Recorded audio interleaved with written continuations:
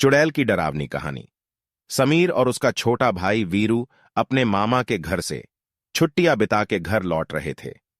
घर जल्दी पहुंचे इस वजह समीर ने जंगल वाले शॉर्ट कट से जाने का निर्णय लिया, मगर वीरू उस रास्ते से आने के लिए तैयार न था, क्योंकि बड्डे बूढ़ों से उसने जंगले में चुड़ैल और भूत प्रेत की कहानियां सुन रखी थी। वह बोला, भैया मैं जंगले के रास्ते नहीं आऊंगा, क्योंकि वहां चुड़ैल का साया है। समीर बोला, क्यों तू बेकार में डर रहा है?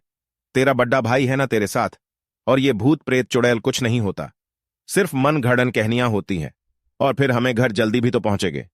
और भुतहा कहानी पर है हॉरर स्टोरीज इन हिंदी का। किसी तरह समझा बूझा के समीर ने उसे मना लिया और कार पक्की सडेढक छोड़ के जंगल के रास्ते मोड़ ली। तकरीबन 10 मिनट गाड़ी चलाते रहने के बाद उन्हें एक झोपड़ी दिखाई दी, जिसके आंगन में एक बुढ़िया झाड़ू लगा रही थी। समीर बोला, देख छोटे जंगल में कोई रहता भी है। वीरू बोला, भाई पक्का इंसान ही है ना, या फिर कोई चुड़ैल? समीर बोला, फट्टू साले तू कहीं ले जान। जाने के लायक नहीं है, तू सो जा। इतना बोल के समीर उस पे हंसने लगा। आगे चलकर थोड़ी देर बाद उन्हें फिर से वही झोपड़ी दिखाई दी और वही बुढ़िया आंगन में बैठी थी। वीर बोला, समीर भाई देखो, वही बुढ़िया और झोपड़ी यहां फिर से आ गई।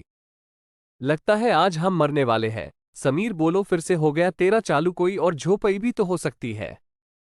कोई और झोपड़ी भी तो हो सकती है। बुढ़िया को हमने नजदीक से थोड़ी न देखा है।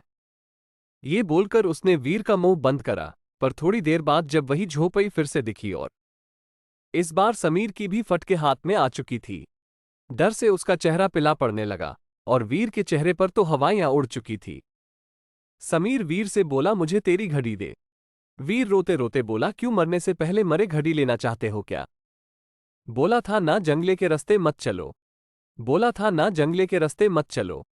समीर बोला, तू सिर्फ घड़ी दे और रोना बंद कर, बाकी मैं संभलता हूं। वीरू ने घड़ी निकाल के गुस्से में समीर की ओर फेंक दी। समीर ने घड़ी में टाइम देखा। शाम के 5 बज चुके थे। उसने वो घड़ी कार से उस झोपड़ी के नजदीक रास्ते में एक जगह ही गिरा दी। उस झोपड़ी के नजदीक रास्ते में एक जगह ही गिरा दी। थैंक्स।